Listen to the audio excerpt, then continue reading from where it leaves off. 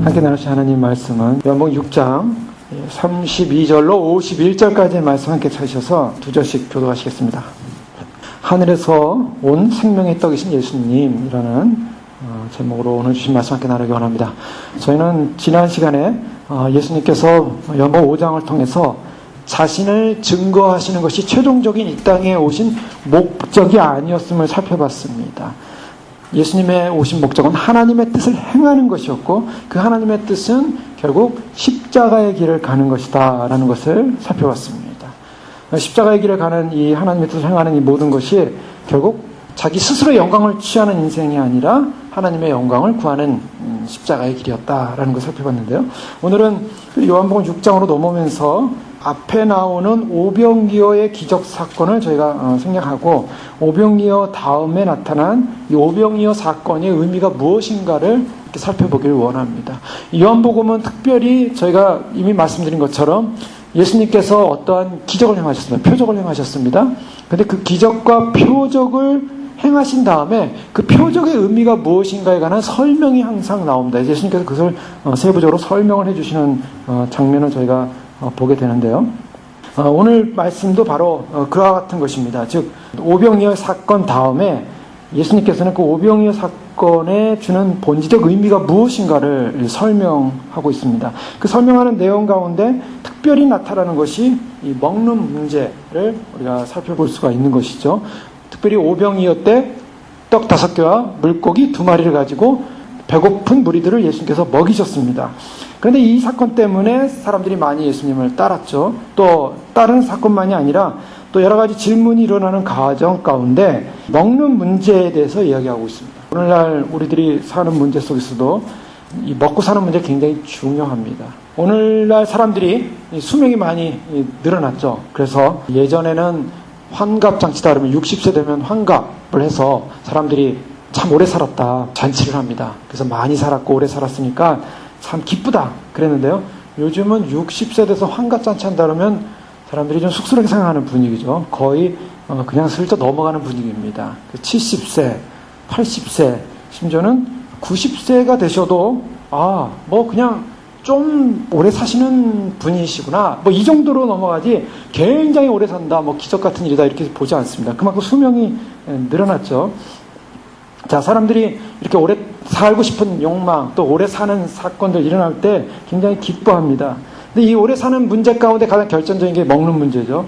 이 인생에 있어서 먹는 문제. 특별히 오병이어 사건을 통해서 예수님께서 인생에서 진짜 필요한 것이 뭔가, 그것은 이 땅에서 잘 먹어서 90세 이상, 100세까지 사는 것이 인생의 목표다라고 주님이 말씀하시지 않는다는 것이죠.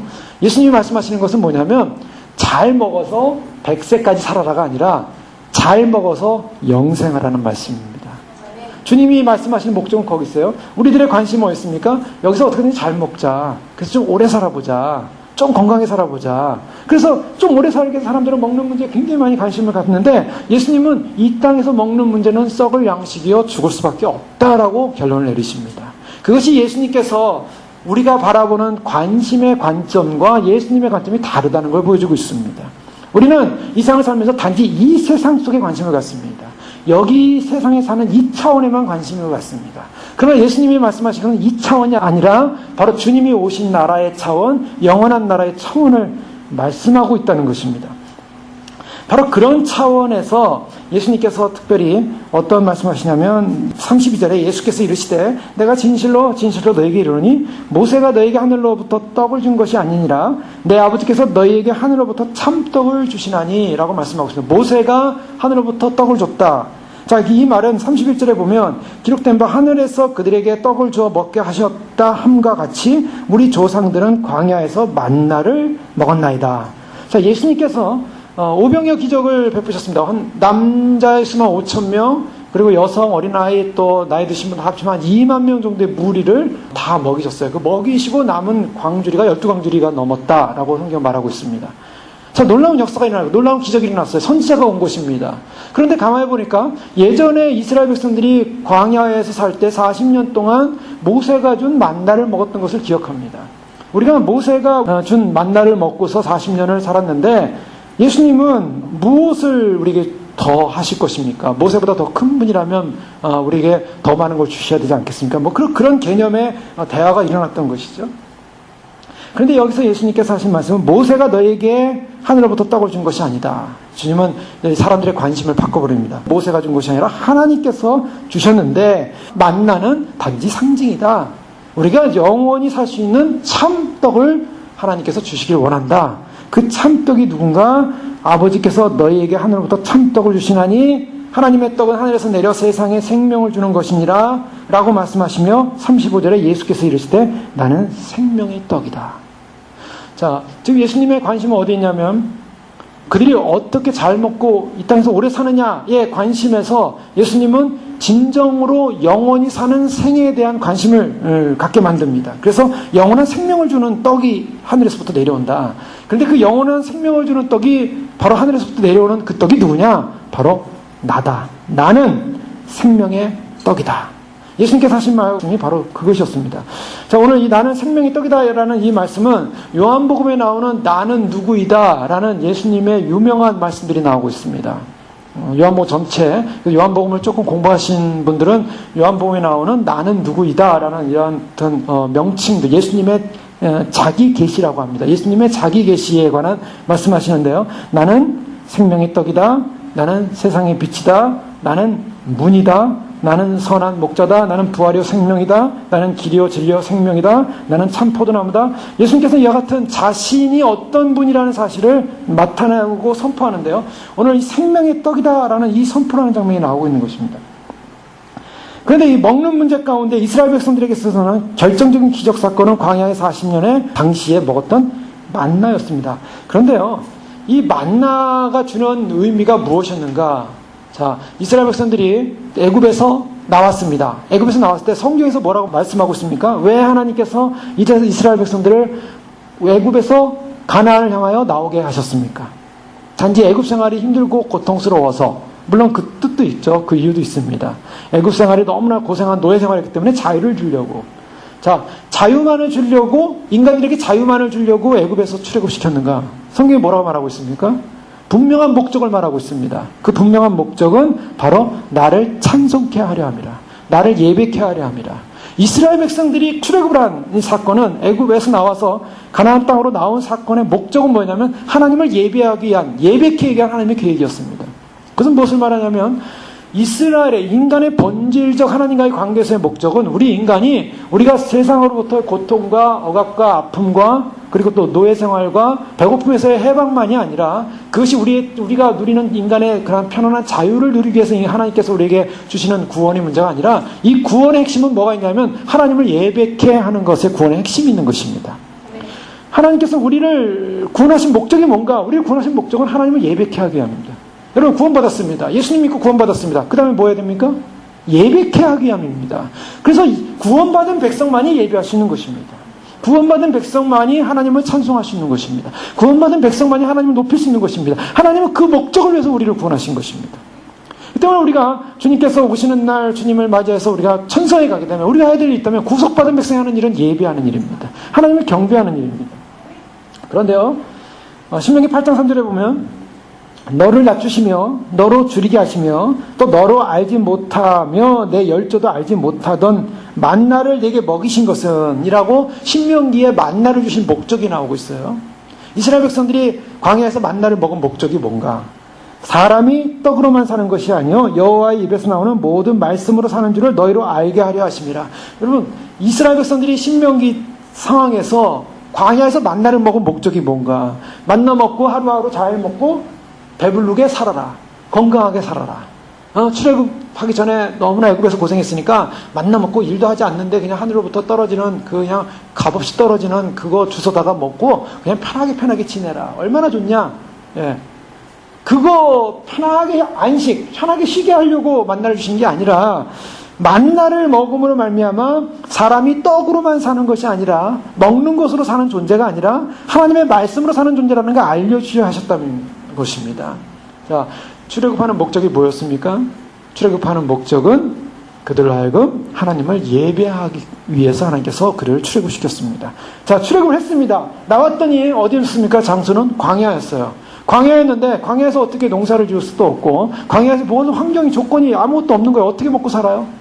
하나님을 예비케 하기 위해서 광야로 우리를 출애굽시킨 거 아닙니까? 근데 뭘 먹고 어떻게 우리가 먹고 살아야 예배를 드릴 거 아닙니까? 생존의 문제 해결돼야 예배 드릴 거 아닙니까? 예배를 드리려도 이미 우리가 건강해야지 뭘 배불러야지 뭐 예배 드리지 어떻게 예배를 드립니까? 라는 질문을 할 수 없도록 하나님께서 먹을 걸 주셨어요. 자, 먹을 걸 주셨기 때문에 그 다음 해야 될 일이 뭡니까? 예배를 드리는 겁니다.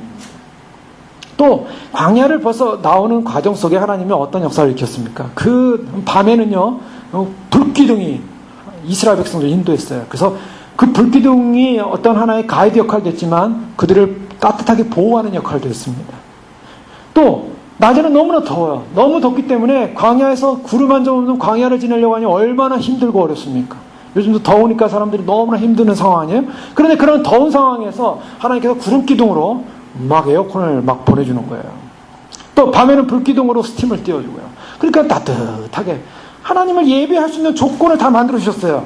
자, 그러면 이스라엘 백성들이 하나님을 예배할 수 있는 조건이 다 이루어졌습니다. 먹는 문제 해결됐습니다. 그리고 모든 사는 문제, 덥고 추위 문제 다 해결되고 있어요. 그럼 이스라엘 백성들이 광야에서 이 자신들의 노력도 아닌 하나님의 보호하심으로 보호받고 있는데 여기서 하나님께 예배하는 자로서 과연 성공했을까? 어떻습니까? 이스라엘 백성들이 성공했습니까? 사람들은 그래요. 사람들은 하나님, 내가 하나님을 예배하고 하나님을 높이기 위해서는 나에게 필요한 조건들이 있습니다. 그 조건들이 만족되어지면 내가 하나님을 제대로 섬기겠습니다. 사람들이 모두 그런 질문들을 많이 해요. 그런데요, 이스라엘 백성들이 하나님께서 예배 드릴 수 있는 조건들을 다 줬음에도 불구하고 그들이 과연 하나님을 제대로 예배했는가? 아니요.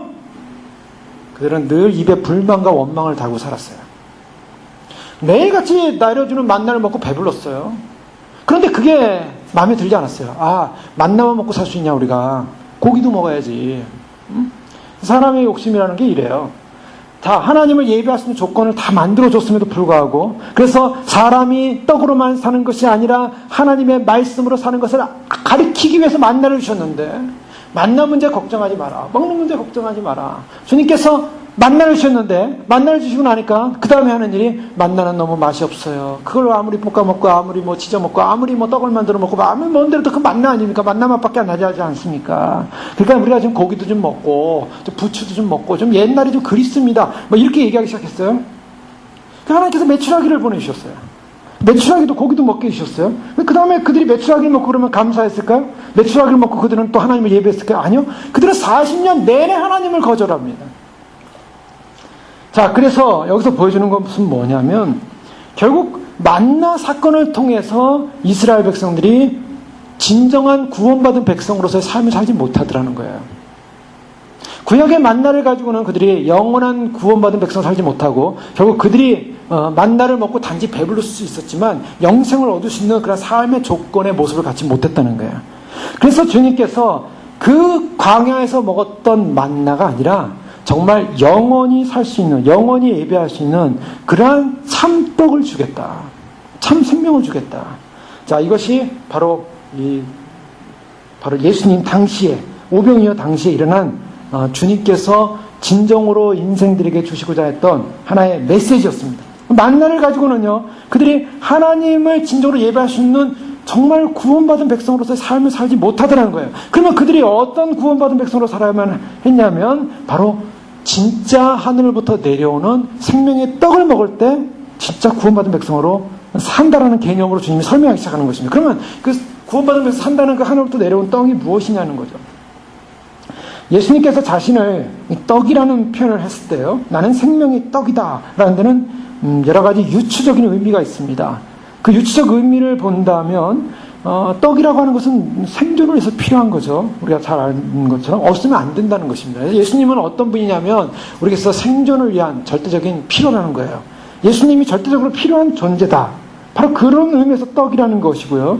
그리고 이 떡이라고 하는 것은 보편성을 갖고 있습니다. 어떤 사람에게는 그 떡이 필요하지만 어떤 사람에게는 필요 없는 것이 아니라는 거예요.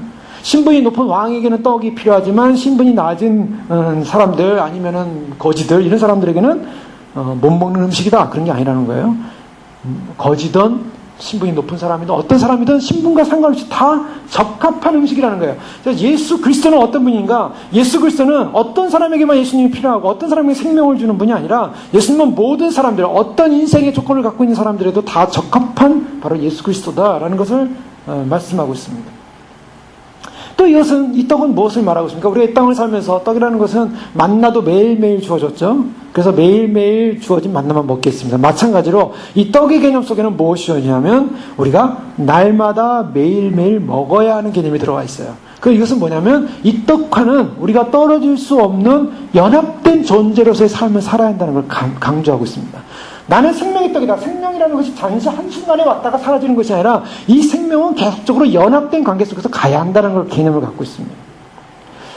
자, 오늘날 많은 사람들이 신앙생활 하면서요, 이 생명의 떡이신 예수님을 만나야 되는 건데, 생명의 떡이신 예수님을 먹어야 되는데, 그분과 함께 살아야 되는데, 예수 그리스도를 대체한 대치 음식을 먹는다는 거예요.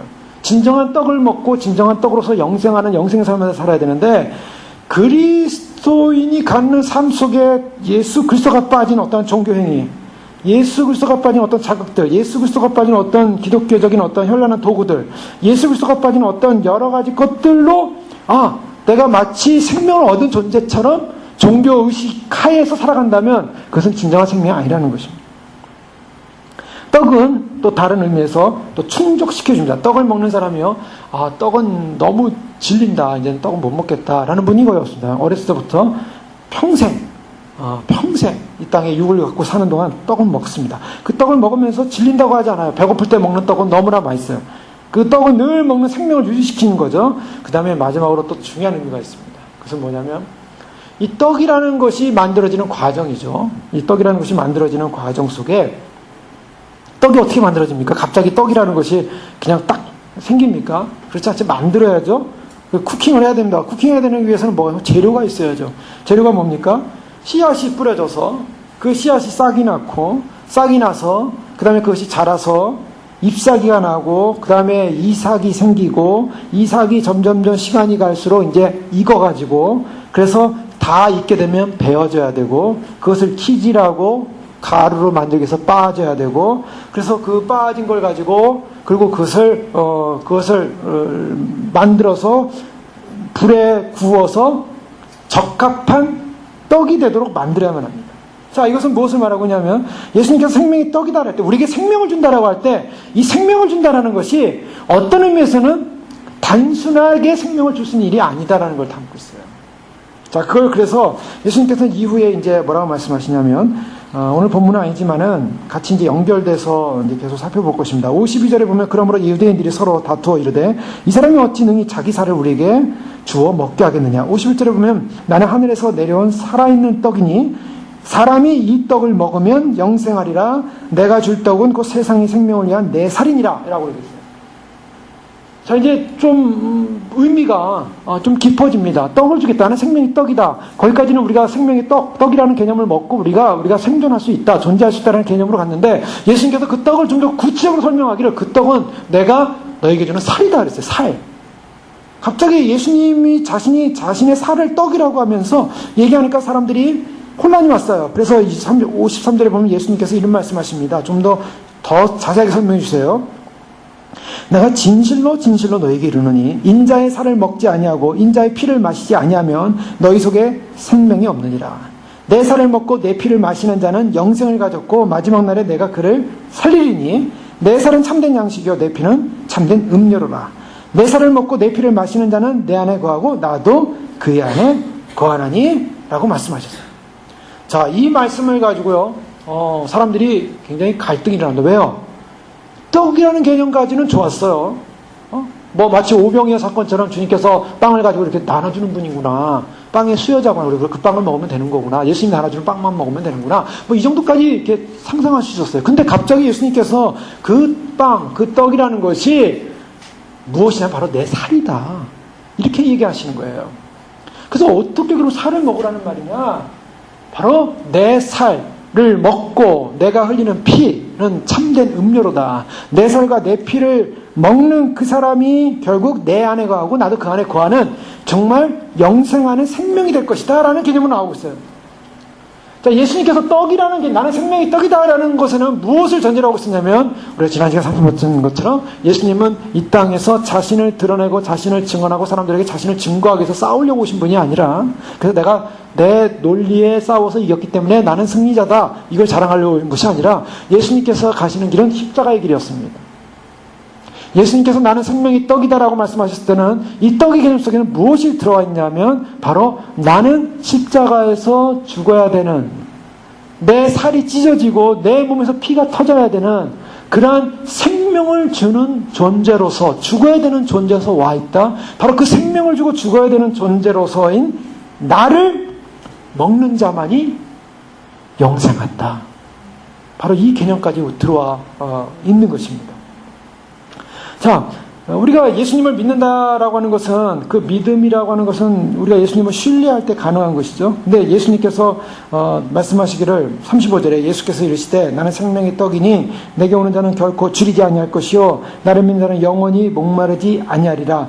자, 나는 생명의 떡인데요. 내게 오는 자는 줄이지 않고 영원히 목마르지 않는다라고 했어요. 그런데요, 이 생명의 떡을 어떻게 먹냐는 거죠. 요한복음 6장의 오늘 상황을 가지고 많은 카톨릭 계통에서는 예수님의 살과 피를 우리가 먹어야 된다. 우리가 정말 구원받은 존재라면 예수님의 살과 피를 먹어야 된다. 그래서 카톨릭에서는 매주마다 뭔가 성찬을 하죠. 그 성찬을 하면서 여러분이 성찬에 참여하지 않으면 여러분 구원받은 사람이 아닙니다. 구원, 영생이 이룰 수 없습니다. 그래서 이거를 성례전적 해석으로 가지고 들어와요. 그래서 예수님의 살과 피를 실제로 먹는 것, 그 예수님의 살과 피가 뭐냐? 우리가 성례전 할 때 떡을 떼고 잔을 나눌 때 그 떡을 먹고 잔을 마시는 그 순간에 우리 몸속에 예수 그리스도의 그런 진정한 육체가 우리 안에서 먹어지는 거고 우리가 예수님의 피를 마시는 거다. 그렇게 해서 우리는 영생을 얻는다. 우리 안에서 연합되는 것이다. 이런 개념으로 들어왔어요. 이 개념을 뭐라고 합니까? 이것을 성찬의 여러 가지 학설들이 있는데요. 그 성찬의 학설 가운데 화채설이라는 말을 씁니다. 들어보셨을 것입니다. 화채설. 그래서 카톨릭에서는 이 화채설을 믿습니다. 화채설을 주장해요. 그래서 그 사제들이 소위 말해서 떡을 나눠주잖아요. 떡을. 그리고 잔은 혼자 마시고요. 그래서 잔은 대표로 마시고 떡을 나눠준다고요. 그 떡을 먹는 순간에 예수님 살이 돼서 우리 안에 들어온다는 거예요. 그래서 우리가 산다는 거예요. 그러니까 그 살을 먹어야 되는 거예요. 그 떡을 먹어야 되는 거예요. 여러분 그것입니까? 예수님께서 그걸 말씀하신 건가요? 그러면 이제 이렇게 되는 거죠. 사람들이 초대교회에 예수님의 살과 피를 먹어야 된다는 이 성찬 예식을 보면서 예수님의 살과 피를 뜯어먹는 그러한 드라큘라 같은, 여러분 생각해보세요. 드라큘라 영화 같은 데 보면, 무서운 영화 보면 사람들이 사람을 뜯어먹는 일이 막 일어나요. 그래서 막 무슨 요즘 나온 무슨 영화들 보면은 그런 뭐 타이틀 보면 뭐 좀비니 뭐 그런 거 나오잖아요. 저는 뭐 보지는 않았지만 그 보면 끔찍하잖아요. 사람 몸에서 피가 흐르고 또 그 피 흘린 사람들이 또 어떻게 하냐면 먹을 게 없으니까 사람 몸을 뜯어먹는다고요. 뜯어먹고 또 그 피를 마시고 완전 식인 사회죠. 자, 식인 사회. 자, 그런 식인 사회를 말하고 있는 건가? 지금 예수님께서 내 살과 내 피를 그렇게 뜯어먹어야 된다 너희가 이런 말씀하신 건가요? 절대 그런 개념이 아니에요. 자, 그런 개념이 아니라는 것을 어떻게 할 수 있냐면 47절 보십시오. 진실로 진실로 너희에게 이르노니 믿는 자는 영생을 가졌나니. 여기서 영생이라는 말을 쓰기 전에 예수님께서 조건이 있죠. 뭐라고 했습니까? 믿는 자라는 조건을 넣어놨습니다. 자, 그런데요 51절 보십시오.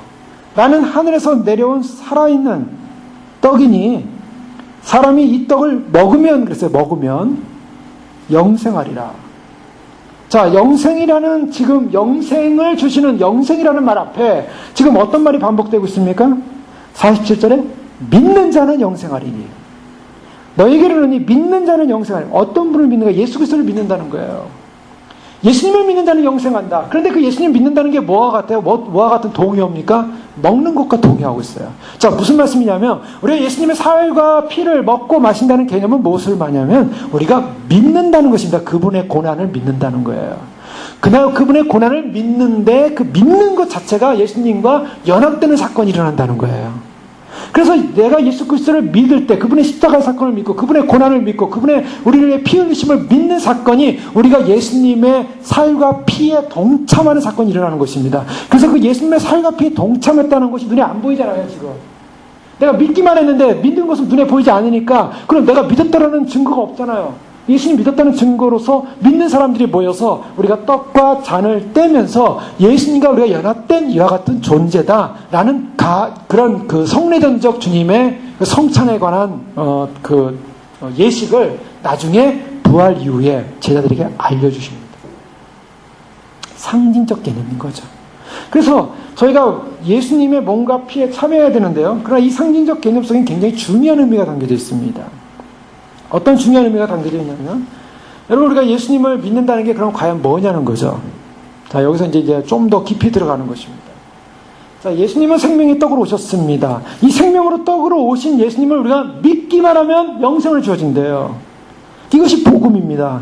그렇죠? 예수 그리스도를 믿는 것이 복음이에요. 예수님을 믿으면 구원받는 것이 복음이에요.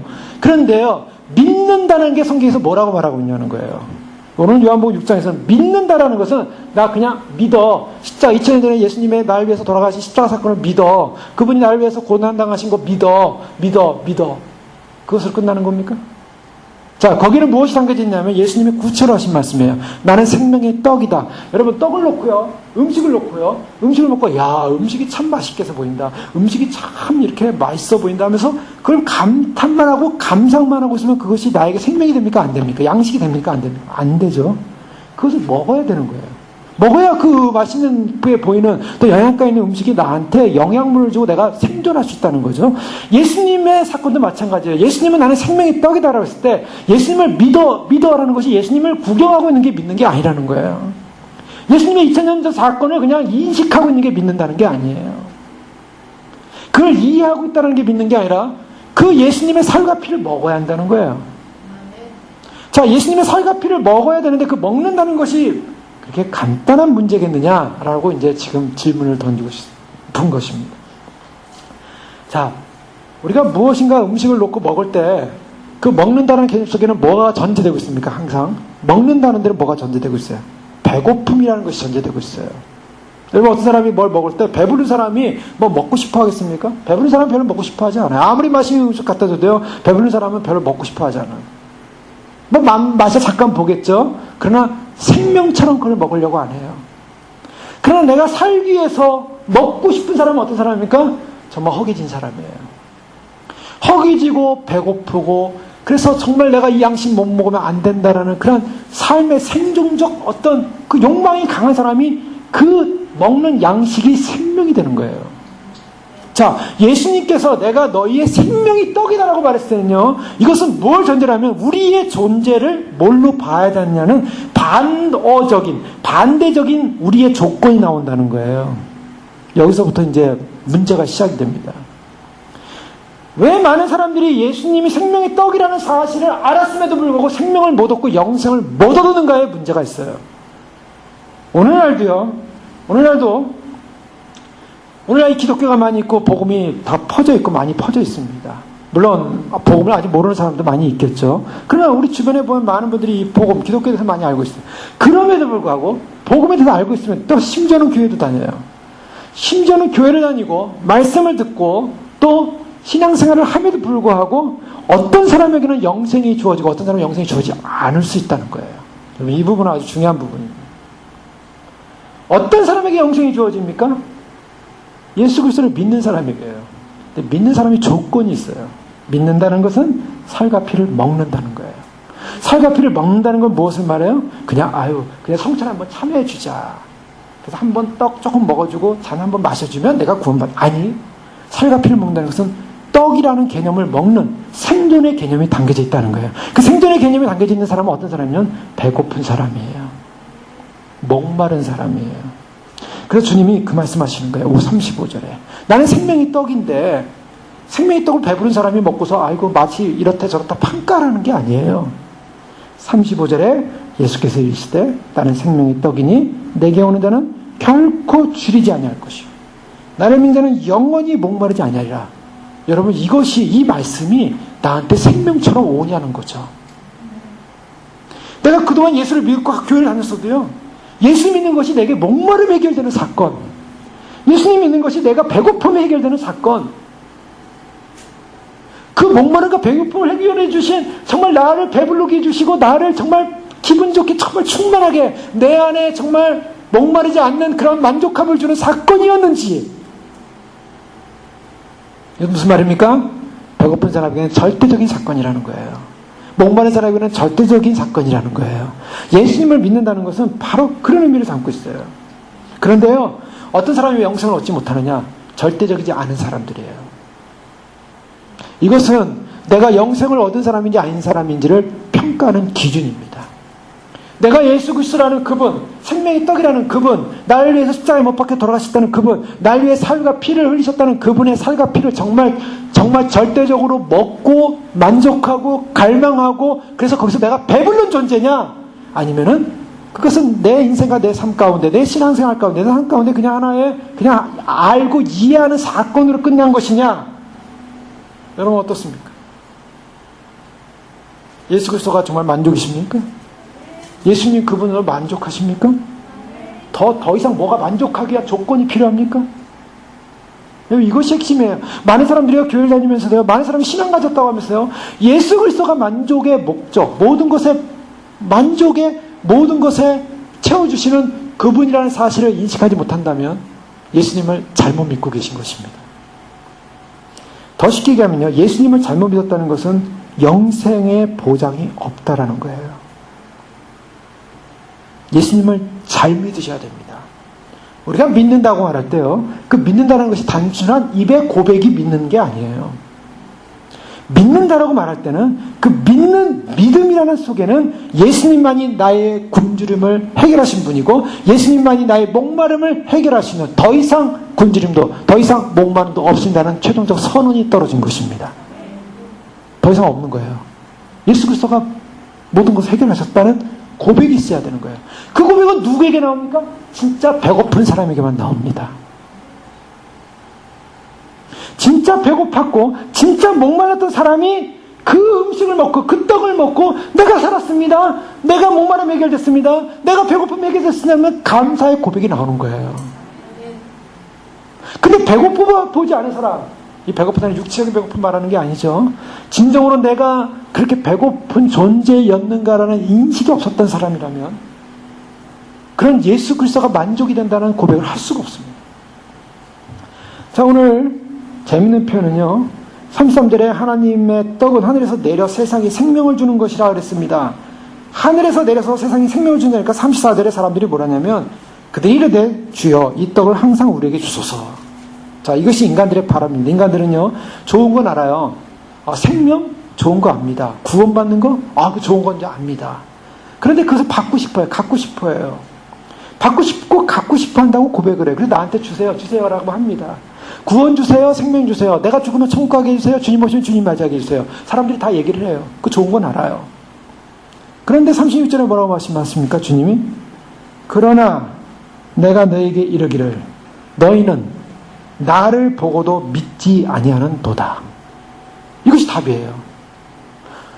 예수님께서 내가 모세 당시에 줘줬던 만나 아닌 정말 하늘에서 내리는 생명의 떡, 내가 참떡인데 그 참떡 생명의 떡을 너에게 주겠다, 내가 바로 그 생명의 떡이다 라고 얘기했어요. 정말 나를 믿는 자는 어떻게 됩니까? 생명의 떡을 먹는 사람은 내게 오는 자는 결코 줄이지 아니할 것이고 나를 믿는 자는 영원히 목마르지 않을 것이다 라고 선언했어요. 그 전에 그 생명의 떡을 우리에게 주소서, 그 떡을 우리에게 주소서 그랬어요. 우리에게 주소서, 이 떡을 우리에게 주소서, 항상 주소서. 사마리아 여인이 영원히 목마르지 않은 생수를 너에게 주었을 것이다니까 나에게 그것을 주십시오. 육적인 사람들에게 있어서는 필요가 무엇인가를 느끼지만은 영적인 의미를 이해를 잘 못해요. 근데 이것을 떡을 우리에게 주소서라고 했는데 예수님이 뭐라고 하냐면 너희가 나를 보고도 믿지 않는구나. 무슨 말씀입니까? 그 떡이 지금 앞에 와 있다라는 거예요. 그 떡이 예수 그리스도 그분이라는 거예요. 그런데 너희가 나를 보고도 믿지 않는다. 자, 왜 믿지 않았을까요? 자, 사람들이 왜 믿지 않았을까요? 자, 예수님께서 유대인들을 향하여 특별히 요한복음 5장 35절에 보면 이런 말씀하셨죠. 요한은 켜서 비추는 등불이라 너희가 한때 그 빛에 즐거이 있기를 원하였거니와 내게는 요한의 증거보다 더 큰 증거가 있다라고 하시면서 아버지께서 나를 보내신 것을 나를 위하여 증언하는 것이 하면서 예수님께서 자신의 증언이 아버지께서 하시는 것이다라는 걸 설명할 때 자신이 메시아라는 것을 인식하고 메시아됨을 드러낼 때 너희가 왜 나를 믿지 못하느냐라는 표현을 할 때 요한 얘기를 했어요. 너희가 나를 믿지 못하는 이유. 너희가 요한이 켜서 비추는 등불이라고 알고 있었고 요한이 외치는 그런 예언적 사건에 대해 기뻐했다. 앞으로 나보다 더 큰 이가 오시는데 나는 그의 신들매도 감당치 못한다. 나는 물로 세례를 주고 오니나 그는 불과 성령으로 세례를 줄 것이다. 바로 그런 얘기를 했어요. 그래서 그 사람들이 어떻게 했냐면 유대인들이 앞으로 메시아가 온대. 메시아가. 기대했어요. 그런데 예수 그리스도가 와셔서 그 요한이 선포했던 사역을 하시면서 말씀을 증거하는데 메시아가 온다는 것을 잠깐 기뻐했지만 그 유대인들의 꿈은 무엇이었습니까? 지난주에 살펴본 것처럼 유대인들의 꿈은 종말이에요. 예수 그리스도가 오심의 종말, 메시아가 오심의 종말. 종말적 기대의 그 메시아 사상으로 가득 차 있다고요. 메시아 사상으로 가득 차 있던 그들이 메시아가 왔음에도 불구하고 메시아를 기뻐하지 못하는 거예요. 잠깐은 기뻐하나. 왜 그랬습니까? 사람들이 나에게 생명을 주소서, 떡을 주소서, 항상 우리에게 주소서. 그런데 예수님이 바로 눈앞에 와 있는데 그를 나를 보고도 너희가 믿지 아니하는도다. 자, 여기서 이제 중요한 문제가 생깁니다. 왜 그들은 믿지 못했고 믿지 않았으면 영생을 못 받습니다. 그럼 믿지 않은 이 무리들, 지금 예수님이 오병이어 사건을 벌이고 난 다음에 어떤 문제가 보이냐면 이 요한복음 6장 전체에서 예수님을 중심으로 하는 예수님 그분과 예수님 주변에 있는 수많은 무리들을 보게 됩니다. 유대의 무리들을 보게 됩니다. 근데 그 유대 무리들이 예수님 안으로 싹 들어오지 못하고 예수님과 함께 무슨 기름과 물처럼 같이 어울리지 못하는 장면을 보게 돼요. 뭔가 표리부동하고 있어요. 서로 대화가 맞지가 않고 있어요. 예수님이 그분 안으로 들어가야 되는데 그분 안으로 들어가지 못하고 이들은 밖에만 있더라는 거예요. 오병이어를 경험하고 표적을 경험하고 기적을 경험하고 예수님이라는 그분에 대해서 관심이 있고 생명의 떡이라는 말까지 듣고 생명의 떡을 우리에게 주소라고 예수님께서 그 수여자에게 생명을 달라고 생명의 떡을 달라고 부탁하는 장면에서도 그들은 예수님을 믿지 않고 있더라는 거예요. 많은 사람들이 교회를 다니고 예수님을 믿는다고 말하고 있지만은 교회 분위기와 표적과 기적과 놀라운 하나님의 역사와 하나님의 능력을 맛봄에도 불구하고 마치 예수 그리스도를 깊이 관계하지 못하고 예수님 그분을 알지 못하고 그분 안으로 들어가서 그분의 살과 피를 먹지 못하고 예수님과 전혀 상관없이 표리부동하는 신앙을 가진 사람들이 많다는 거예요. 왜요? 자, 그 이유는 분명합니다. 떡입니다. 떡은 어떻게 된다고요? 떡은 어떤 사람이 배부른다고요? 떡을 먹은 사람이 배고픈 사람. 자, 그와 같은 장면이요. 믿지 않는 장면이 뭐 여기만 나오는 것이 아닙니다. 예수님의 사역 가운데 놀라운 사건이 한 가지 있었습니다. 그것은 누가복음 4장에 나오는 사건인데요. 누가복음 4장에 동일한 그러한 유대인들과 비슷한 반응을 보이는 반응들이 나오고 있습니다. 누가복음 4장 16절 이하의 말씀에 보면 예수님께서 그의 고향 나사렛으로 갑니다. 유명한 말씀이죠. 예수께서 그 가난하신 곳 나사렛에 이르사 안식일에 늘 하시던 대로 회당에 들어가서 성경을 읽으려고 서심해. 성경을 읽으려고 서니까 서기관이 그 회당장 서기관이 그 두루마리 성경을 가져온 거예요. 근데 두루마리를 쭉 핍니다. 이사야 글을 쭉 펴서 어디를 읽었냐면 주의 성령이 이사야 61장 1절 2절입니다. 내게 임하셨으니 이는 가난한 자에게 복음을 전하게 하시려고 내게 기름을 부으시고 나를 보내사 포로된 자에게 자유를 눈먼 자에게 다시 보게 함을 전파하며 눌린 자를 자유롭게 하고 주의 은혜의 해를 전파하게 하려 하심이라 라고 하고 책을 덮었어요. 이사야 61장 1절과 2절 말씀을 읽으시는데 다 읽진 않으셨어요. 2절에 가다가 은혜를 전파하게 하려 하심이라까지만 딱 읽고서 그것을 덮었어요. 그 다음에 회당장에게 주고서 뭐라고 말씀하시냐면 21절에 이 예수께서 그들에게 말씀하시되 이 글이 오늘 너희 귀에 응하였느니라 이런 말씀을 하셨어요. 이게 굉장히 엄청난 사건이었습니다. 자, 이렇게 상상해 볼 수 있습니다. 어느 주일날 교회를 갔습니다. 교회에 이제 말씀을 들으려고 설교 말씀을 들으려고 갔는데요. 그 주일날 교회 갔는데 그날따라 말씀을 전하는 분이 누가 왔냐면 그리스도께서 자신에 관한 모든 예언과 이 땅에 임할 주님의 구원의 왕국에 대한 모든 예언을 성취하러 오셨다고 말씀하시기 위해서 바로 설교 강단에 딱 나타나신 거예요. 자, 지금 이스라엘 백성들은요, 이스라엘 백성들이 회당에서 듣는 얘기는 뭐냐면 토라입니다. 토라와 또 하프타라라는 그러한 그 예언서를 찬양하고 낭독하는 것을 그들은 했어요. 그래서 토라는 모세오경의 율법서를 말하고 있죠. 하프타라는 주로 이제 구약성경하고 예언서인데요. 이 예언서를 갖다가 주신 하나님을 찬양하고 또 그것을 안식일날 또 절기의 아침 예배 때 그것을 암송하고 찬양합니다. 그 하프타라를 늘 찬양했는데 그 하프타라에는 뭐냐 하면은 앞으로 메시아에 대한 예언에 관한 말씀들이에요.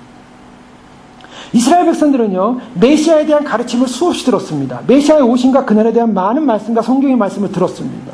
앞으로 메시아가 올 것이다라는 이야기를 계속하고 있었습니다. 그들은 늘 회당에 출석했고, 회당에서 수없이 메시아에 대한 예언과 성경 본문에 대한 강론을 들었고, 메시아 오심에 대한 소망으로 늘 충만했습니다. 이방인 로마인들이 지배자였고, 그들은 피지배 백성들이었기 때문에 그 지배자들을 주님 메시아가 오셔서 제거하시고 우리를 해방하실 바로 메시아가 올 것이다. 바로 그 메시아에 대한 소망으로 가득 차 있었습니다. 그런데 그날 회당에 메시아가 오신 거예요. 그날 아침에 회당 오늘날 교회죠. 교회 갔더니 예수님이 강단에 서셔가지고 지금이 바로 지금 재림의 때가 이르렀고 모든 신령한 성경에 약속된 약속이 이루어진 바로 그때다라고 선언한 거예요. 이건 얼마나 어마어마한 사건인지 모릅니다. 거기에 앉아있던 나사렛 회당에, 그것도 뭐 예루살렘 성전안도 아니에요. 나사렛 회당에 그날 말씀 들어왔던 사람들이 예수님의 말씀을 듣고 엄청난 충격을 받았어요. 엄청난 충격을 받은 사건, 바로 그것이 누가복음 4장에 이렇게 주님께서 이제 너희에게 응하였다라고 얘기하고 있습니다. 그때 사람들이 뭐라고 말합니까? 그 다음에 이제 재밌는 거예요. 그들이 다 그 증언을 하고 그 입으로 나오는 바 은혜로운 말을 놀랍게 여겼어요. 놀랍게 여겼는데 그 다음에 한 말이 이 사람이 요셉의 아들 아니야, 이렇게 나온 거예요. 놀랍다. 어떻게 저런 말을 할 수 있냐? 굉장한 은혜로운 말씀이다. 굉장히 논리적인 말씀이다. 이 세상에 자기들이 들어왔던 어떤 말씀보다 논리력이 있었고 어떤 말씀보다 권위가 있었고 어떤 말씀보다 힘이 있는 그런 말씀을 전하신 저 사람이 요셉의 아들 아니냐?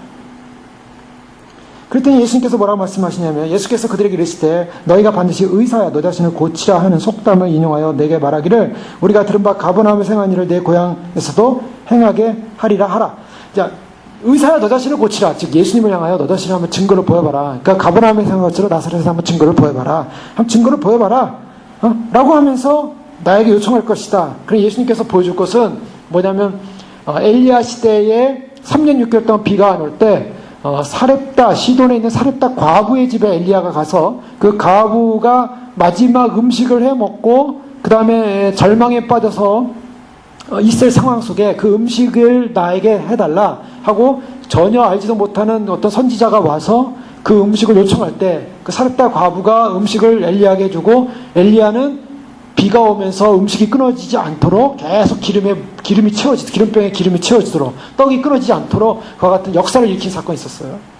그 얘기를 하시면서 바로 그 선지자는 당시에 유대 어느 땅도 아니고 유대 땅이 아닙니다. 거기는 이스라엘 백성들이 아니에요. 시돈 땅 이방 여인 사렙다 과부에게 하나님의 종이 갔다. 또 한 가지 더 얘기를 들었어요. 나아만 장군이 수리아 사람이죠. 나아만 장군이 문둥병이 들었는데 이 수리아 사람이라는 지금의 시리아 같은 곳이죠.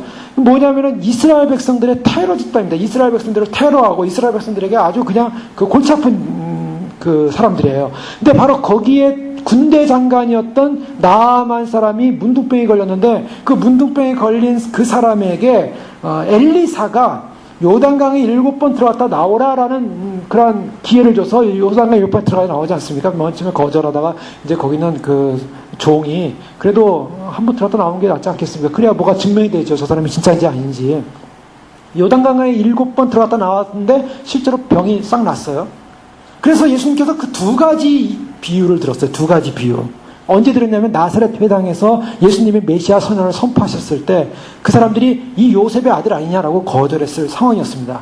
그 당시에 거절했을 상황에 예수님께서 바로 선지자가 고향에서 존경을 받지 못한다. 그래서 그 선지자들이 엘리사가 이방 여인, 이방 장군을 도운 사건을 얘기를 해요. 그 무엇을 말하냐면 반어법인데 예수님이 무슨 말이냐면 너희 유대인들은 엘리야와 엘리사의 도움을 받지 못하는 버림받은 존재다 라고 얘기를 해버린 거예요.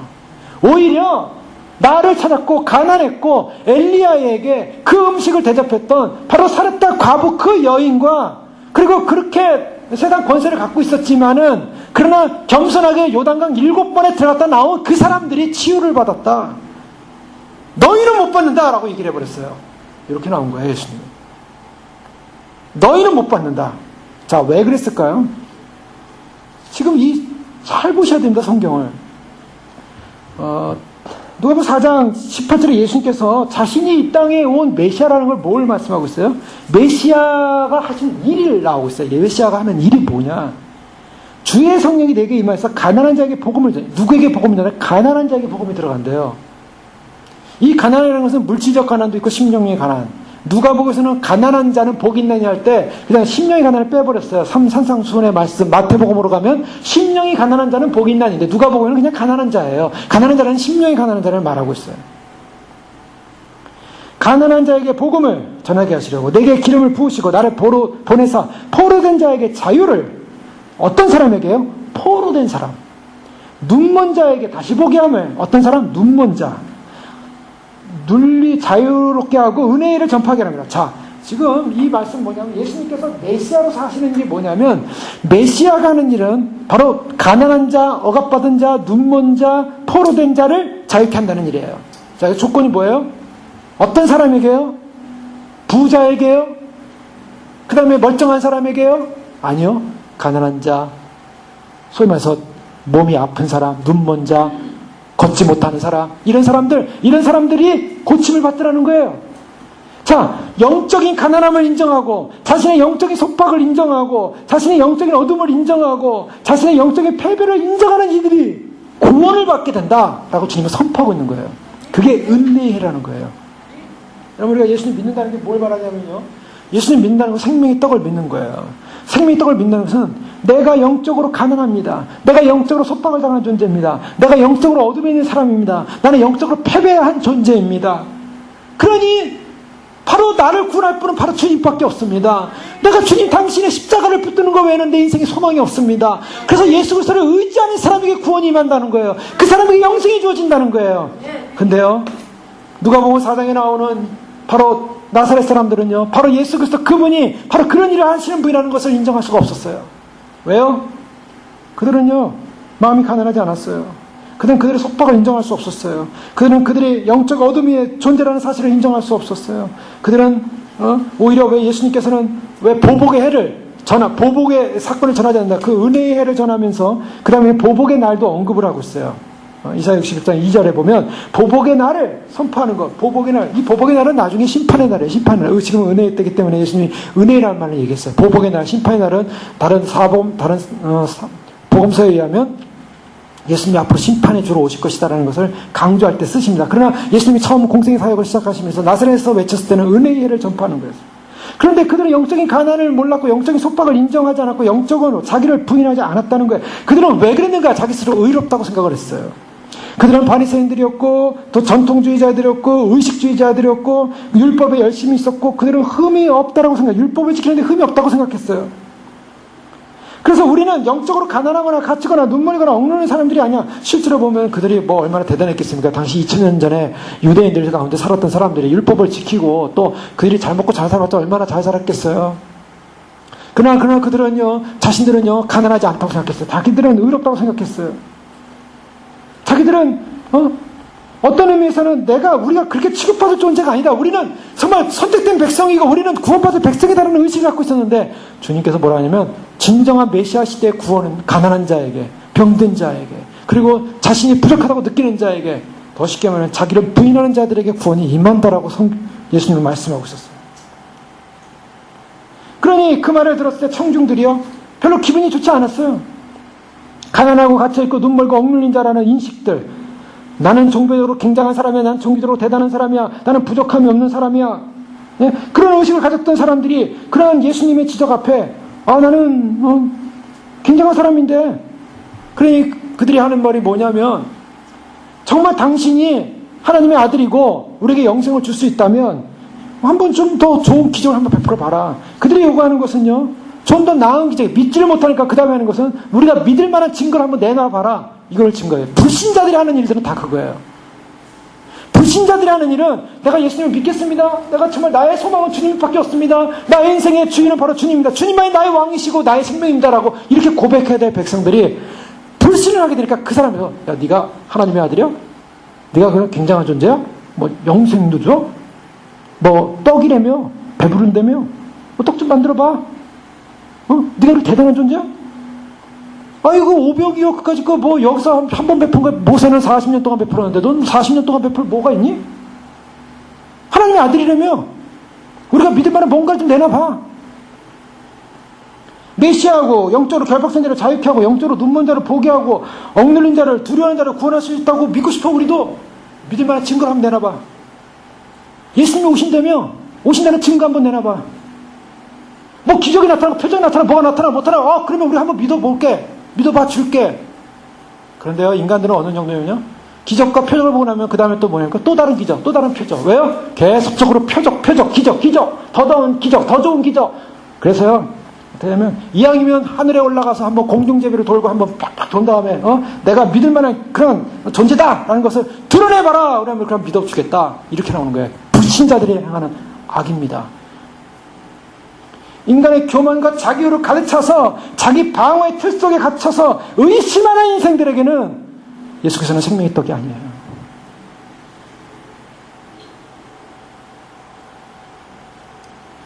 예수님은 자신이 정말 가난하고 병든 자와 연약한 자들과 억눌린 자들과 갇힌 자들을 해방하기 위해서 오셨다고 말했을 때 나사렛에 사는 그 동네에 회당에 있는 사람들은요 우리가 예수님을 만났구나. 그렇게 기다리던 예수님을 만났구나. 그렇게 오기로 약속한 주님을 만났구나 하고 기뻐야만 했어요. 그들이 그렇게 들어왔던 그렇게 수없이 공부해왔던 그렇게 수없이 들어왔던 그런 메시아 의식.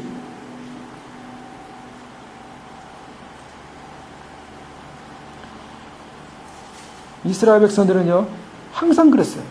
만나가 주어지고 만나가 주어지면 그 만나를 통해서 너희가 떡으로만 사는 것이 아니라 그 하나님이 이렇게 만나를 주실 수 있다. 떡으로만 사는 것이 아니라 하나님의 입에서 나오는 말씀으로 산다는 걸 알기 위해서 내가 떡을 주노라 라고 그렇게 격려했는데 그들은 그런 하나님의 표적을 보면서 하나님 내가 만나로만 내가 만족할 수는 없겠습니다. 하나님 더 많은 것, 더 나은 것, 더 좋은 것. 여러분 사람들이 예수님을 생명의 떡으로 받아들이지 않는 이유는요 지식이 없어서가 아닙니다. 또 생각이 모자라서도 아니에요. 또 오늘날 주님의 오심에 대한 복음 앞에서 사람들이 어떤 지식이 없고 생각이 없어서 주님 오심을 믿지 못하는 것도 아니에요. 사실은요 거듭나지 않았기 때문에 안 믿는 것입니다. 사실은요 변화되지 않았어요. 마지막 구원의 길에 영광을 찾고 그 영광을 소망하면서 그 영광에 참여해야 될 마음, 참여하고자 하는 마음이 없어요. 영원한 심판받음에 대한 두려움과 그러한 존재로서 자신이 지금 걸어가고 있다는 그러한 인생에 대한 두려움이 없어요.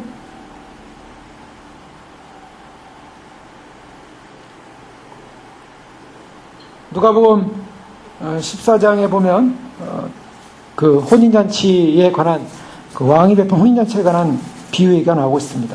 물론 마태복음의 말씀과 같은 비유지만 마태복음 20장에 나오는 것이 누가복음은 좀 더 자세하게 나오고 있어요. 그들에게 왕이 이제 그 혼인잔치를 베풀기 위해서 큰 잔치를 베풀고 많은 사람을 청하지 않습니까? 잔치할 시각에 청했던 자들에게 종을 보내어 오소서 준비되었습니다라고 얘기했어요. 그들 사용하더라는 거예요. 왜 사용했어요? 한 사람은 나는 밭에 샀으면 아무래도 나가봐야겠고 밭에 샀으면 나가봐야 된대요. 밭을 샀대요. 이것은 부동산 매매를 하나 바쁜 거예요 지금. 또 어떤 사람은 소 5개를 시험하라. 물질, 자기가 가진 그 물질을 가지고 그걸 좀 테스트해보고 이게 잘 됐나. 이 물질에 대한 테스트, 내가 가진 이러한 소들을 좀 테스트하기 위해서 내가 시험하러 가봐야 된다. 이 소가 튼튼한지 안 튼튼한지 내가 확인해야겠다. 이건 내 비즈니스에 관련된 거다. 또 세 번째는 장가 들었대. 나 장가 들어서 못 간다. 나는 세상에 취했다. 난 세상과 줬다. 세상 음료왔을 때 나는 행복하게 지내고 있다. 그러니 내가 그 왕의 혼인잔치에, 아들의 혼인잔치에 내가 못 간다. 나는 세상이 좋구나. 난 여기서 행복하게 쾌락을 누리겠다. 자, 이렇게 조건이 분명히 나와요. 오늘날로 말하면은 세상에 자기 물질의 비즈니스요, 또 자기의 그런 삶의 그런 증식을 위한 부동산 매매나 무엇을 위한 증식을 위한 또 세상에 취해서 쾌락을 즐기고자 하는 그 자기 비즈니스에 바쁜 거예요. 그러니까 주님이 뭐라 그래요? 21절, 종이 돌아와 주인에게 그대로 고하니 이에 집주인이 놓아요. 여러분 보십시오. 청했어요. 왕이 청했어요. 주님께서 청하고 있어요. 그런데 그 청함을 듣고, 아, 그렇군요. 제가 가장 소중한 그 자체에 참여하겠습니다. 이렇게 나왔으면 축복이에요. 근데 그걸 거절하더라는 거예요. 자, 거절했을 때 나오는 거는요, 그 다음에 왕이 노했다 그랬어요. 노하면서 뭐라고 말하냐면, 주인에게 그대로 고하니 이에 집주인이 노하여 그 종에게 이르되 빨리 시내의 거리와 골목으로 가서, 여기 보십시오. 가난한 자들, 몸 불편한 자들, 맹인들, 저는 자들을 데려오라. 이게 무슨 말입니까?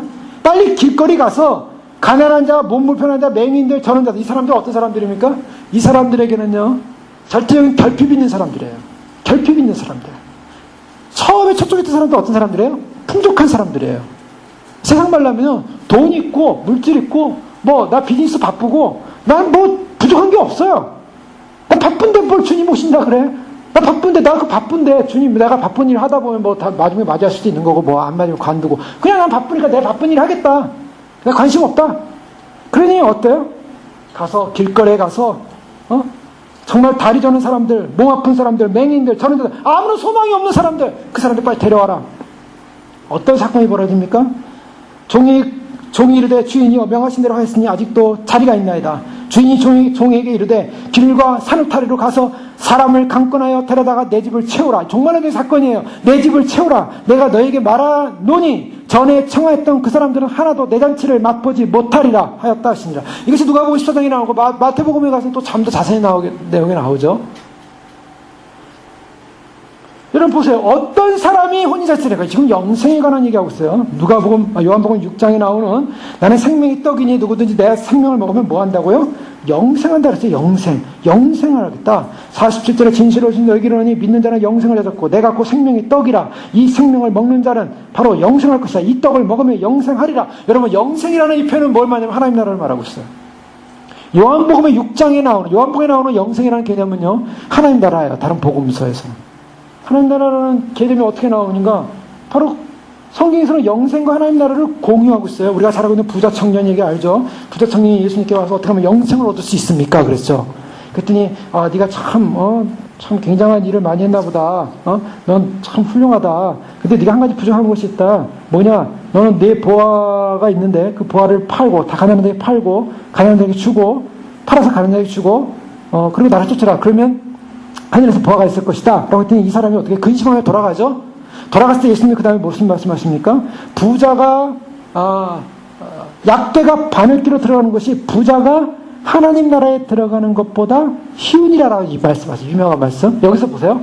지금 이 부자 청년이 예수님께 왜 나왔을까? 영생 얻으려고 나왔어요. 그런데 영생 못 얻고 돌아갔어요. 그리고 예수님이 하신 말씀이 약대가 바늘귀로 들어가는 것이 부자가 하나님 나라 들어가는 것보다 쉽다. 하나님 나라를 얘기했어요. 영생은 뭐냐? 하나님 나라예요.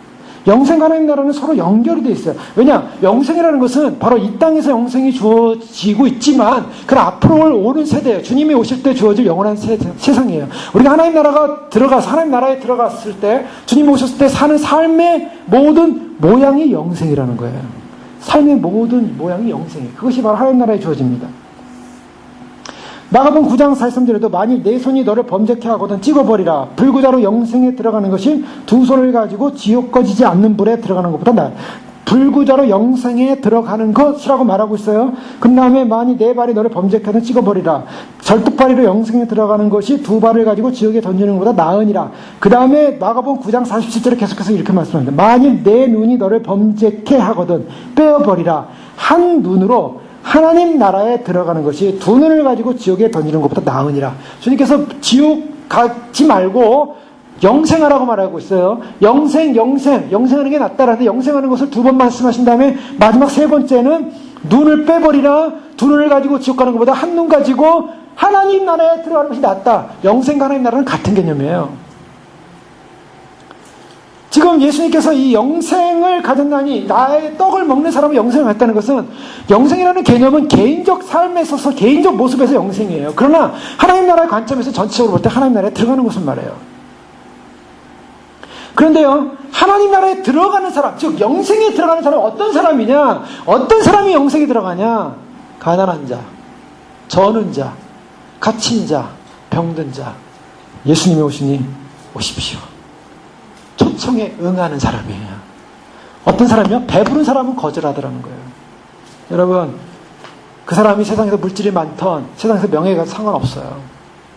주님이 오시는데 주님 오시는 걸 우습게 알고 거절하는 사람, 배부른 사람들이에요.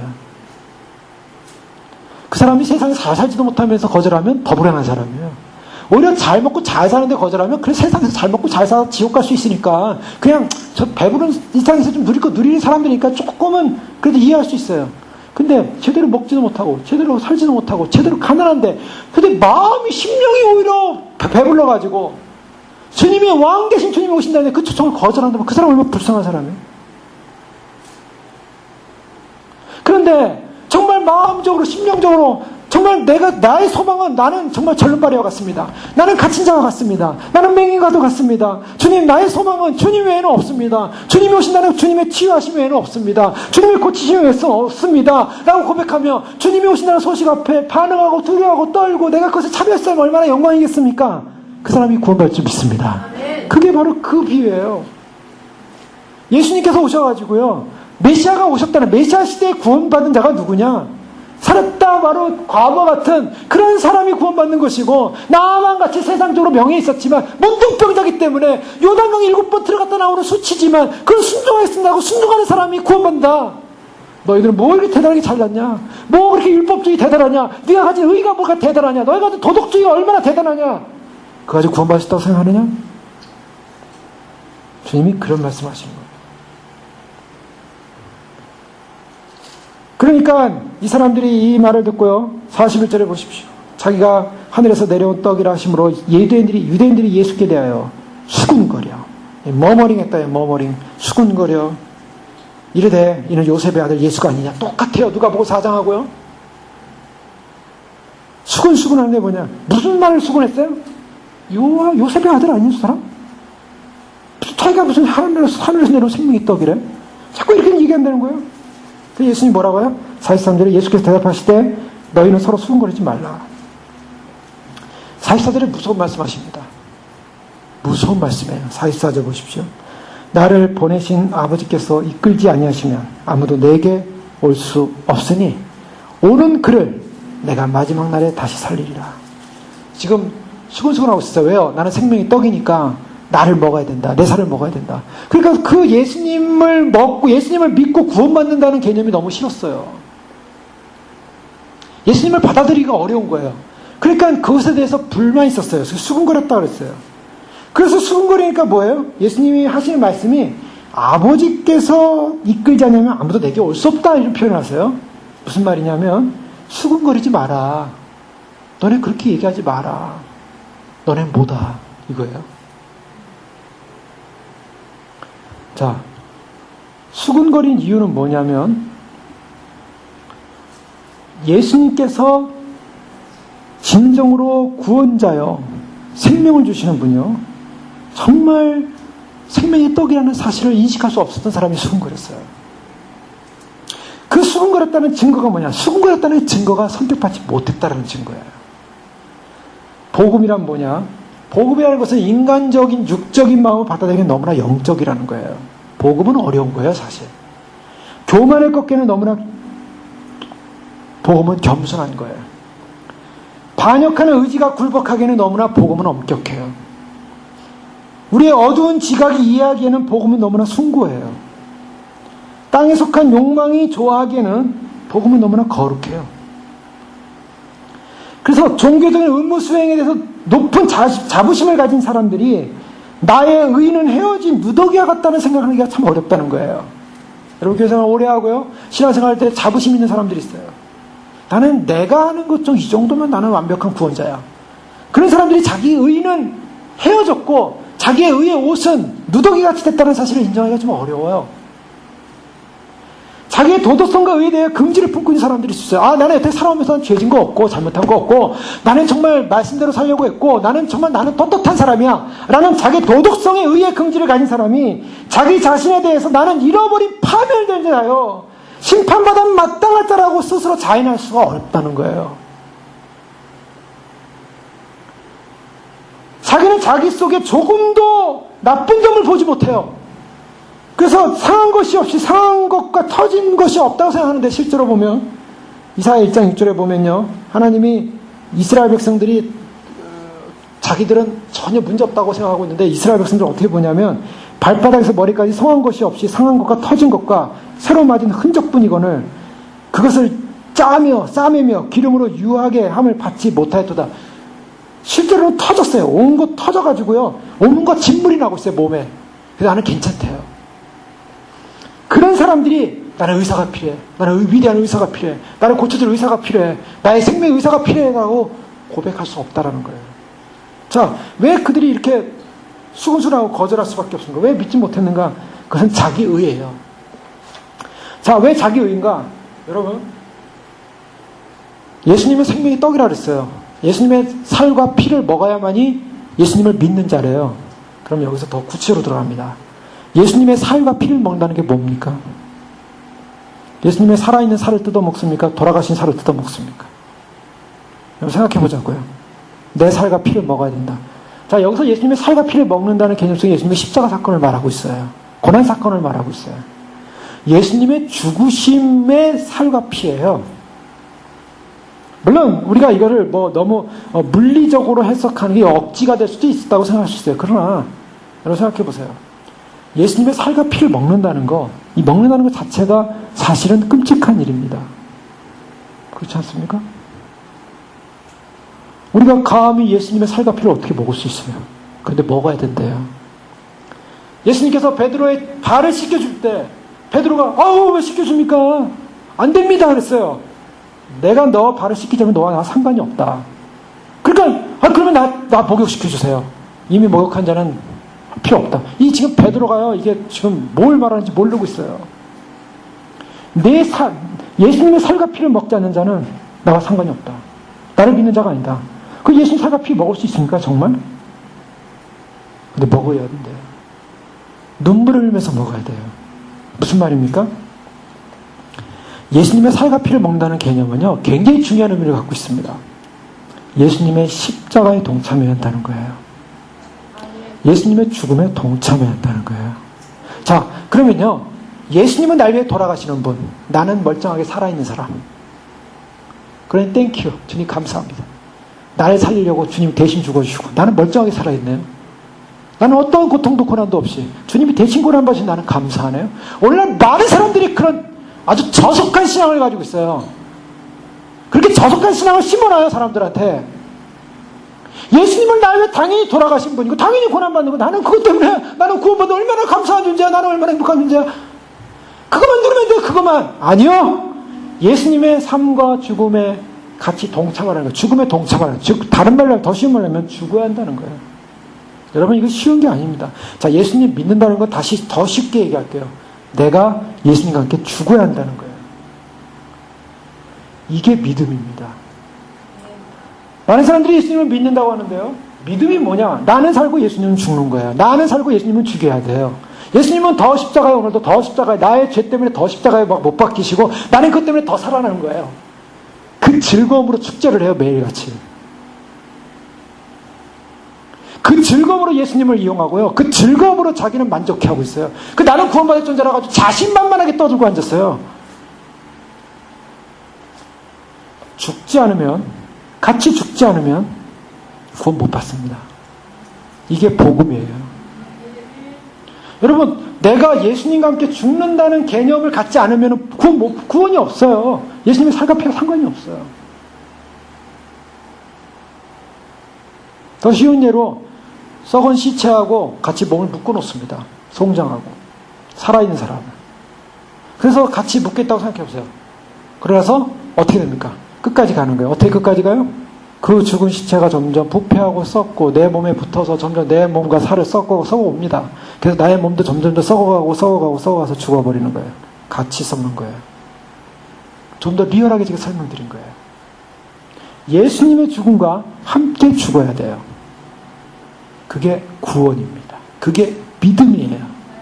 근데 어느 누구도 예수님을 믿는다고 하면서요, 예수님의 고난에 동참하거나 예수님의 죽음과 함께 죽을 생각은 하진 않아요. 뭐 머릿속으로는 난 죽었다라고 말할 수는 있겠죠. 다시 쉽게 얘기합니다. 내가 예수님을 믿었다고 고백한다면 내 인생과 삶을 주님께 정말 다 드리셨습니까? 라는 질문이에요.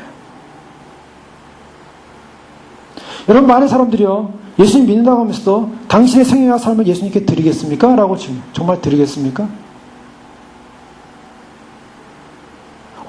내 생애와 삶을 주님께 드린다는 걸 어떻게 드려야 되지? 뭐 드린다는 개념은 아는데 드리면 좋지. 근데 뭘 드린다는 거지? 정말 내 인생과 삶을 주님께 바치셨습니까? 여러분, 이것은요, 뭐 바쳐서 꼭 신학교 가는 사람만이 바친 사람이 아니라는 거예요. 물론 하나님께서 특별한 소명이 있으면 신학교 갈 수도 있겠죠. 바쳤으니까 내 인생을 드리겠습니다. 내가 세상을 명예, 자랑 다 포기하겠습니다. 여러분, 내 생명을 정말 주님께 바치겠다라는 의식이 있냐는 거죠. 있습니까? 그냥 신앙생활 하는 거예요. 주님 믿어줬으니까 주님은 나를 구원하고, 뭐 주님 오실 테니까 나 이제 데려가실 테고, 휴거는 당연히 일어나고, 예수 믿는 사람 다 휴거 되는 거지. 그냥 뭐 믿는 거야. 내가 그동안 살았던 종교적 의의가 얼마나 대단한데, 내가 했던 열심이 얼마나 대단한데, 뭐 남들이 안 했던 것도 많이 했고, 난 봉사했고 많이 했고, 나는 뭐 내가 그럼 뭐 주님이 나를 돌아가신 거 나는 땡큐고, 뭐 나는 그것에 감사해서 나는 열심히 봉사해줬고, 그러니 그 공로가 크지 않겠어? 그거 아닙니다. 내 생명을 주님께 전적으로 드리기 전에는 예수님이 과연 나의 영혼을 지옥에서 건져주시고 나에게 새 생명을 주시면서 내 영혼을 창조하시고 내 속에 성령을 심어주셔서 내 죄를 용서하시고 천국으로 인도할 수 있다라는 사실을 결코 알 수 없다는 것입니다. 이 사실을 분명히 기억하십시오. 이걸 더 쉬운 말로 표현할게요. 내 생명을 주님께 드렸느냐 바쳤느냐보다 더 쉬운 표현을 드릴게요. 자기를 부인했냐라는 것입니다. 여러분, 자기 부인했냐는 얘기 많이 들었어요. 자기를 부인하고 십자가를 지고 나를 쫓으라. 아니, 그냥 우리는 달달달 외우고 있어요. 나를 따르거든 누구든지 자기 십자가를 지고 자기를 부인하고 자기 십자가로 나를 쫓을 것이냐. 제자도입니다, 주님. 자, 그래요. 자기를 부인하고 십자가를 지고 주님을 따를 것입니다 라는 고백 속에는 뭘 당했냐. 내가 죽었고 내가 죽었다는 건 내 인생을 다 주님께 바쳤냐는 거예요. 여러분, 주님만이 우리를 위하여 십자가에서 자신의 희생 제물로 복종하고 자기의 스스로 복종과 굴종을 통해서 자기를 스스로 헌신하는 그런 제물로서만이 아니라 우리가 주님을 위해서 나의 인생과 삶을 제물로 드렸냐는 거예요. 평생을 교회 다녀도요, 진짜 주님을 갈망하지 않아요. 진짜 주님을 찾지 않았어요.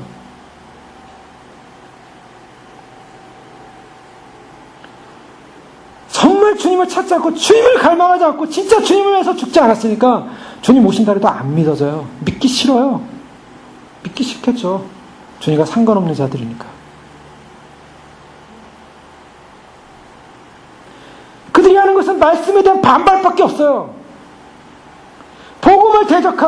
복음을 대적하다가 대적하는 데서 끝난 정도면 괜찮겠어요. 그러나 유대인들 어느 정도 되면 예수님을 누가복음 4장에 보면 예수님을 죽이려고 낭떠러지 끝으로 가서 예수님을 떨어서 죽이려고 해요. 예수님을 산산조각 내려고 해요. 근데 놀라운 건 뭔지 아세요? 예수님께서 그들 사이로 지나가시더라. 끝났어요.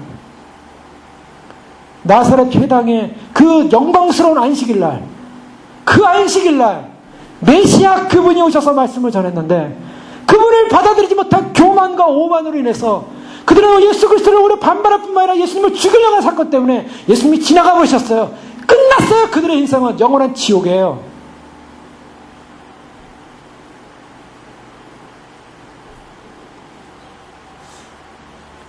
인류 역사 가운데요, 예수님을 눈앞에 볼 수 있는 유일한 사건이었어요. 얼마나 축복된 날이었어요, 그날이. 그래, 가장 끔찍한 안식일이 됐어요. 여러분, 주님은 우리에게 가장 축복된 안식일을 우리에게 찾아오십니다. 주님은 우리에게 가장 축복된 모습으로 찾아오세요. 왜? 우리를 구원하시려고요. 요한복음 전체에서는 뭘 말하냐면 영생이에요. 나를 믿는 자는 영생을 얻었고 나는 생명이 있더니 내 살과 내 피를 먹는 자는, 마시는 자는 영생이 주어진다. 엄청난 축복이에요. 예수 그리스도가 나의 인생의 목마름의 모든 것의 해결이요, 나의 배고픔의 해결하는 사실을 인식하는 사람만이 엄청난 축복이에요. 근데 그 축복을 이해하지 못하는 사람들은 예수님을 거절하더라는 거예요. 예수님이 그렇게 중요하지 않아요. 오늘날 교회에서 제공되는 수많은 음악의 스타일, 아무리 세련되고 아무리 굉장하고 공연하고 연극하고 천극하고 아무리 그럴듯해 보이고 아무리 그럴듯한 포장된 모습으로 사람들에게 다가와도 구원의 문제 해결되지 않아요. 내가 정말 가난한 자고, 내가 정말 눈먼 자고, 내가 병신이고, 내가 억눌린 자고, 내가 정말 버림받아서, 정말 저주받아서 죽어야 존재라는 그런 가난한 의식을 가지고 주님 한 분 외에는 소망이 없다라는 그런 의식을 갖지 않는 이상, 자기 부인이 되지 않는 이상, 자기를 낮추고 자기를 죽이지 않는 이상, 예수님의 시신의 옆에서 같이 묶여서 같이 죽지 않는 이상, 머리끝부터 발끝까지 죄로 온통 물들어 있는 존재라는 사실을 인식하지 않고, 자신을 부인할 수 없고 자신의 생명을 주님께 드려야 한다는 의식이 없고, 어떠한 기적이나 표적을 보면서 주님이 나에게 확신시켜주는 사건만 있다면 내가 그거는 믿어주겠죠 라는 그런 의식 속에서 우리 자신이 얼마나 부패한 존재고, 얼마나 하나님 앞에서 무능력한 존재고, 얼마나 하나님 앞에서 아무것도 아닌 존재라는 사실을 인식하지 못하는 한 그들은 수군거릴 수밖에 없습니다.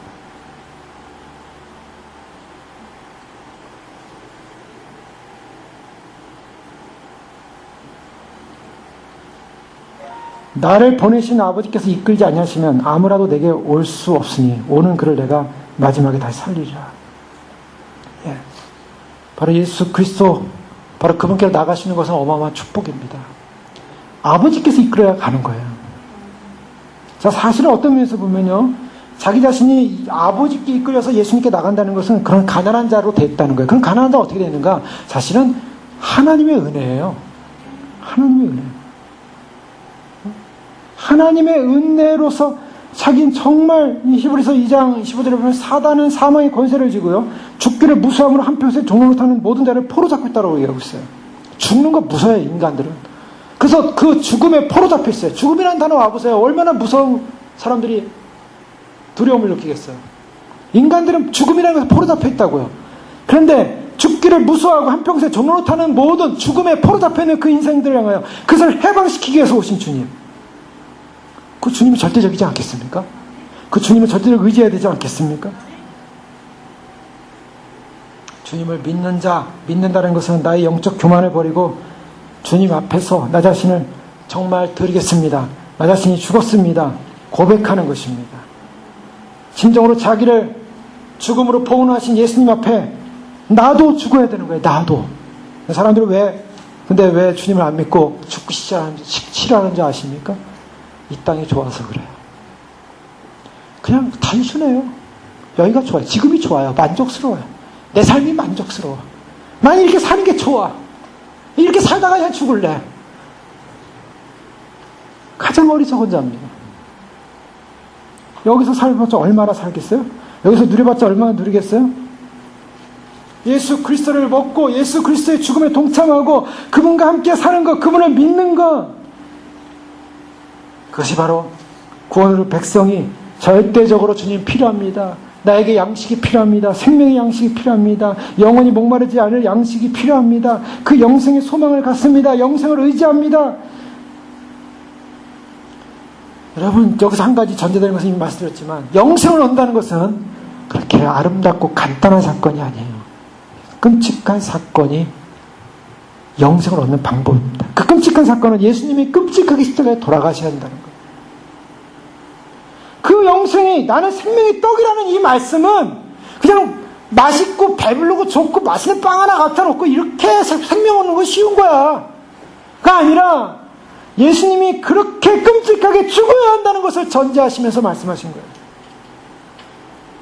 바로 우리 죄 때문에, 우리의 저주 때문에, 우리의 교만 때문에, 우리의 오만 때문에, 여러분, 아담과 하와가 타락하고 죽은 것은 먹는 것 때문이었어요. 먹지 말라는 거 먹었어요. 선악과 먹지 말라는데 먹었어요. 그런데 우리를 살리는 것은 이제는 먹는 문제예요. 예수 그리스도 그분의 살과 피를 먹을 때 우리는 영원히 살게 됩니다. 그것이 복음입니다. 그 살과 피를 먹는다는 건 주님과 함께 죽는 것입니다. 철저한 자기 부인, 그것만이 영생의 길입니다. 우리가 다시 한번 주님 오시기 전에 우리 자신을 돌이켜볼 때 정말 주님께서 영원한 구원을 영생을 얻을 사람은 어떤 사람이냐? 바로 제자도예요. 정말 영생을 얻기를 희망합니다. 그런데 부는 심령의 부든 물질의 부든 어떤 부든, 그래서 그것 때문에 주님께 나갈 수 없다면 내가 죽지 못한 것이죠. 살과 피를 먹을 수 있는 존재는 뭐냐? 내가 그리스도와 함께 죽기로 결정하는 거예요. 그게 믿는 겁니다. 나 예수님 믿어요. 나 십자가 보게 돌아가신 그분만을 믿어요. 그게 믿음이 아니라 그 믿어요라는 믿음 속에는 내가 그리스도와 함께 십자가에 같이 죽습니다. 그분의 고난에 동참합니다. 그분의 살과 피에 내가 동참합니다. 그리고 주님이 가신 그 길을 같이 갑니다. 여기에 부활이 있고 여기에 영생이 있습니다. 하늘로부터 내려온 떡, 여러분 이 땅의 떡은요 다 썩어질 것이에요. 먹을 게 없어요. 후쿠시마 때문에요. 바닷물, 바다에 나온 것도 못 먹고요. 이제는 다 먹을 것이 없는 세상. 여기 있는 거 먹어봤자 죽어요. 이제 하늘로부터 내려오는 생명의 양식인 예수 그리스도, 그분이 우리의 영생인 줄 믿습니다. 주여 오시옵소서. 주님과 함께 영원한 나라, 주님이 우리에게 주실 영원한 영생, 바로 주님과 함께. 주님, 우리가 너무나 가난한 자입니다. 우리는 병든 자입니다. 우리는 참으로 아무것도 없습니다.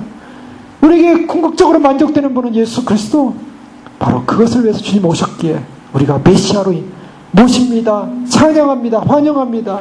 영광 돌립니다. 예수님을 믿고 영생하게 다시 오시는 주님을 믿고 주님을 맞이할 수 있도록 축복하여 주시옵소서. 함께 기도하겠습니다. 이 시간 기도할 때 그렇습니다. 우리에게 영원한 생명을 주시기 위해서 하늘의 생명의 떡으로 이 땅에 오셨습니다. 그 떡은 참으로 주님, 참으로 쉬운 떡이 아니라 참으로 십자가에 못 박혀 돌아가셔야 되는, 고통과 고난 속에서 고뇌 가운데 돌아가셔야 하는 바로 영생의 떡, 우리에게 살과 피를 나눠주시는 떡, 우리의 그 살과 피를 함께 먹고 주님과 함께 죽음에 동참해서 자기를 부인하고, 그래서 주님과 함께 주님 오시는 길을 예배하며 나아가는 그런 구원받은 백성이길 원합니다. 자기의에 빠져서 예수 그리스도의 살과 피가 필요치 않고, 그래서 오시는 주님을 영접하지 못하고 믿지 못하고 만나지 못하는 그런 수많은 불행한 사람들이 이 땅 가운데서 참으로 마지막 기회, 주님 오시는 마지막 시간, 이 타임을 놓치지 않게 하시고 돌아오게 하시고 믿게 하시고 믿는 자다운 믿음의 고백을 통하여 주님과 연합되어지고 하나 되어지게 축복하여 주시옵소서. 함께 기도하겠습니다. 할렐루야. 아버지 하나님 감사합니다. 주님께서 저희를 불러주시고 아버지 하나님 참으로 주님의 영광 가운데 저를 서주시고 하십니다.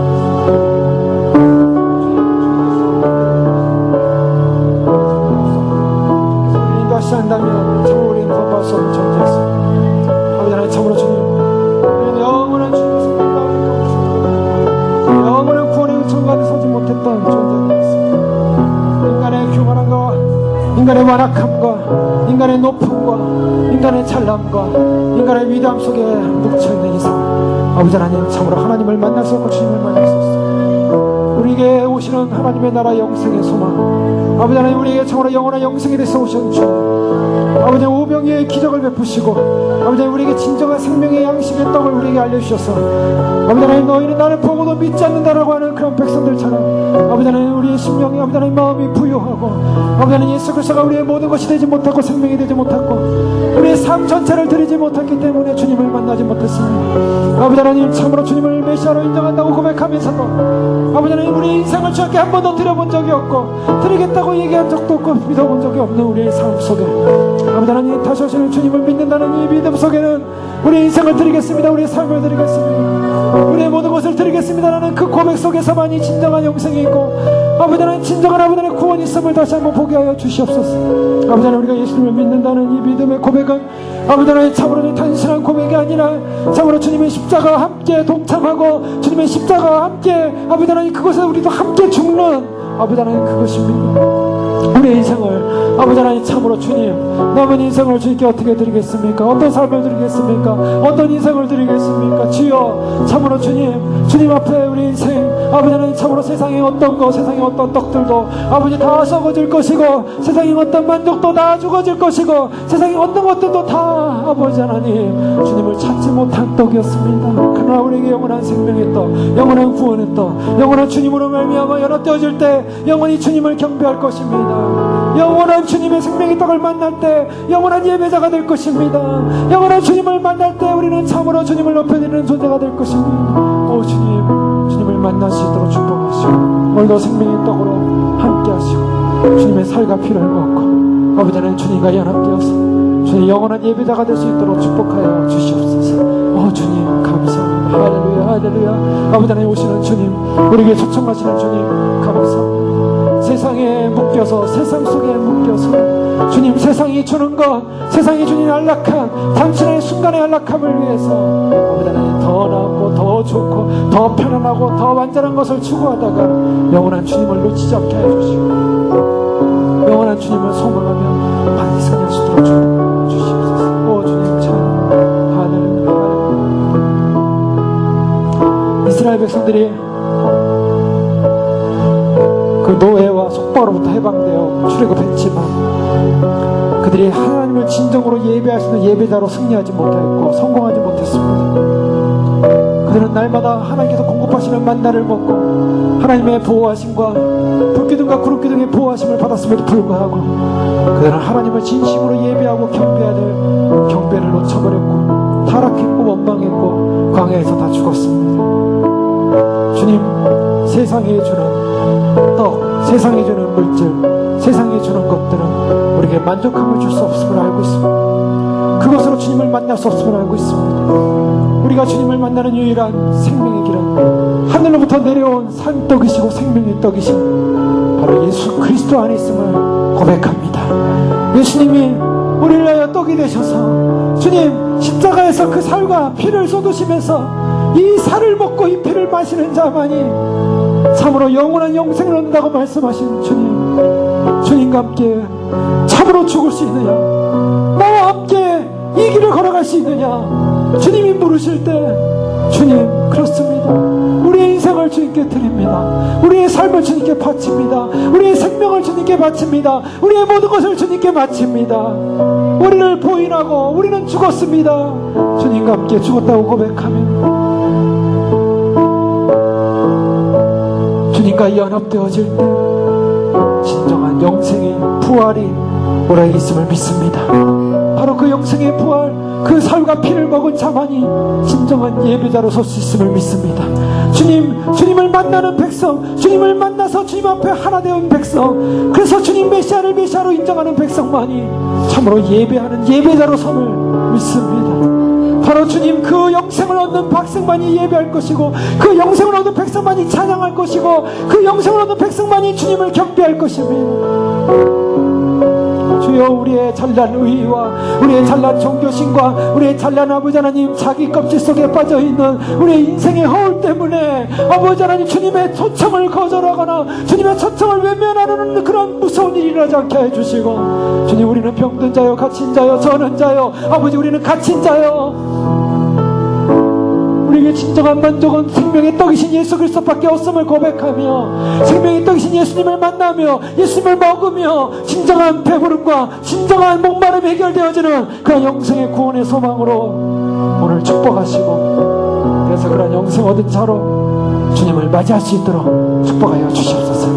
어떠한 행위로도 구원받을 수 없습니다. 어떤 우리의 의로도 구원받을 수 없습니다. 주님 오시는 시간 임박하고 있습니다. 생명의 떡을 먹고 주님 앞에 우리 인생을 드리고 삶을 드리고 주님과 연합되어서 남은 시간 주님을 찬양하고 주의 오심을 증거하고 주님의 생명 되심을 알림으로 주님을 예배할 수 있도록 축복하여 주시옵소서. 할렐루야 영광 받아 주시옵소서.